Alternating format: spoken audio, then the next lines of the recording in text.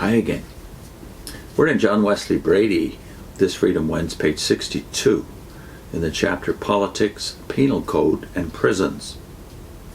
Bready says court life under the first two Georges, that is from 1714 to 1760, was no more chaste than that of Parliament and general politics. Overton and Relton, authoritative historians of the national church of this period, describe the court of these sovereigns as, quote, little less immoral than that of Charles II, and infinitely more gross, end of quote.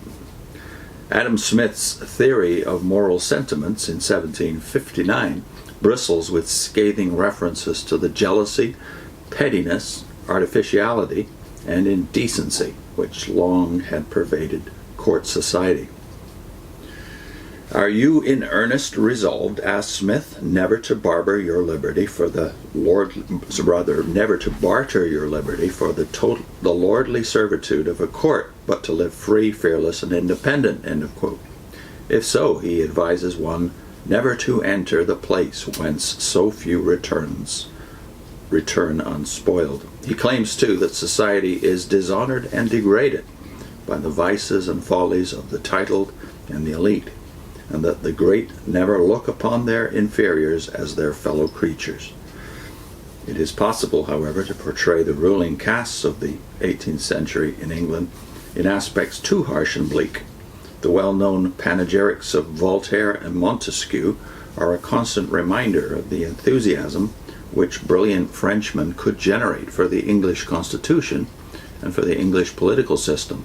Even so, such panegyrics need not be taken too seriously. Voltaire, with his annual income of perhaps £7,000 during his 3 years in England, that is from 1726 to 1729, was received with open arms into the society of the smart set, including Bolingbroke, Pope, Chesterfield, Gay, and the Duchess of Marlborough. And his discovery that the English nobility were as interested in all affairs of money-making as he himself, together with the pleasurable flattery he there received, and his free participation in the free thinking and free living of the most exclusive deistic society, caused him to acclaim England, the land of liberty. But pronounced as were Voltaire's daring and astuteness, his vanity, spleen, and personal ambition were more pronounced.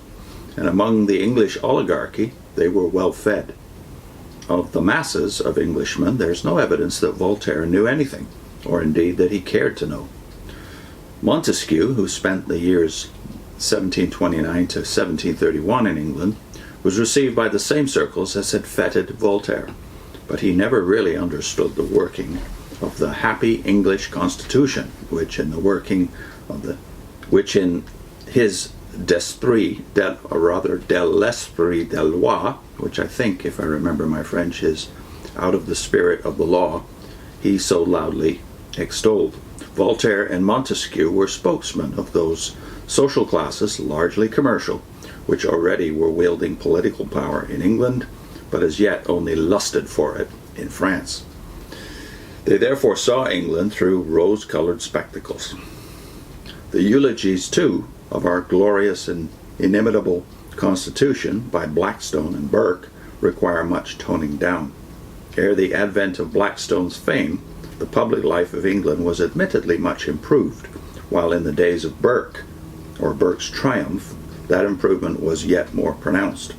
But both Burke and Blackstone were case pleaders, and it is not significant, or rather this is the question, is it not significant that whereas the Puritan Milton had received but £5 for his Paradise Lost, Blackstone, the Tory professor of English law at Oxford, received £14,000 from his commentaries.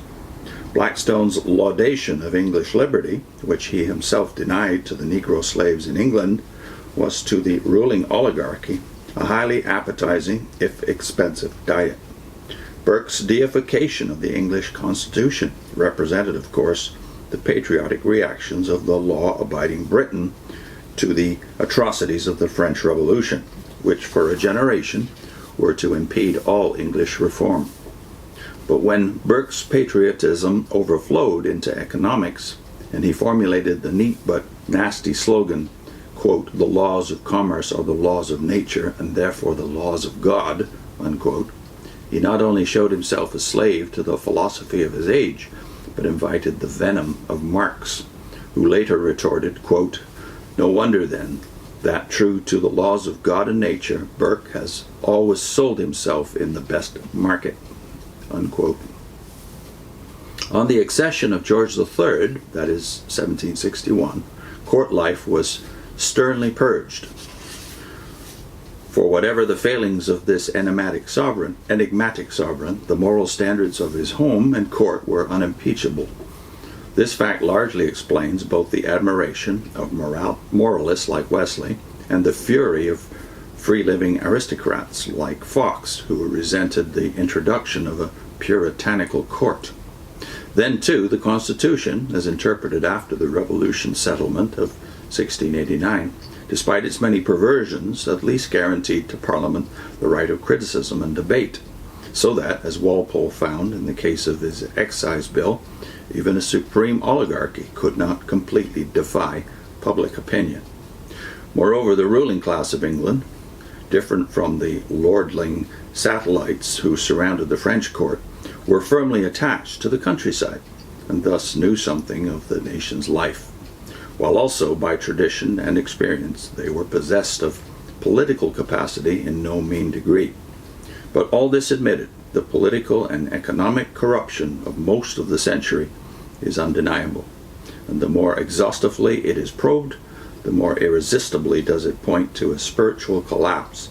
The bitter fruit sprang from a poison root. Next time, criminal laws and their administration.